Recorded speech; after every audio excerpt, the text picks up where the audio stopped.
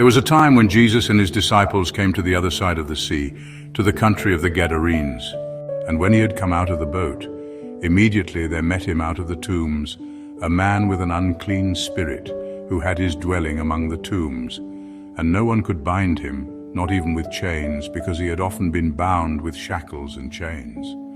And the chains had been pulled apart by him, and the shackles broken in pieces.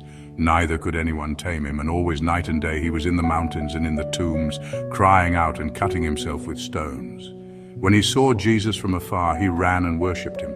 And he cried out with a loud voice and said, "What have I to do with you, Jesus, Son of the Most High God? I implore you by God that you do not torment me." For he said to him, "Come out of the man, unclean spirit." Then he asked him, "What is your name?" And he answered, saying, "My name is Legion, for we are many." Also he begged him earnestly that he would not send them out of the country. Now a large herd of swine was feeding there near the mountains. So all the demons begged him, saying, "Send us to the swine that we may enter them." And at once Jesus gave them permission.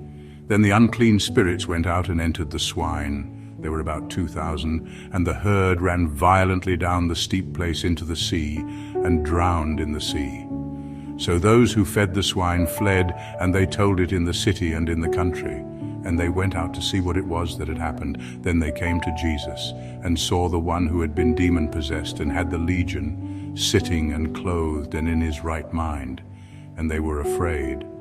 And those who saw it told them how it happened to him who had been demon-possessed and about the swine. Then they began to plead with him to depart from their region. And when he got into the boat, he who had been demon-possessed begged him that he might be with him. However, Jesus did not permit him, but said to him, "Go home to your friends and tell them what great things the Lord has done for you and how he has had compassion on you."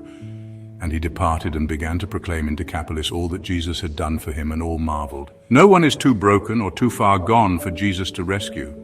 What chains could not do, Christ's word alone can break. The demons tremble before the authority of Jesus. They have no power where he reigns. People may fear your transformation, but use it to testify and lead others to Jesus. Those who have great testimonies are the ones who trusted Christ for their deliverance.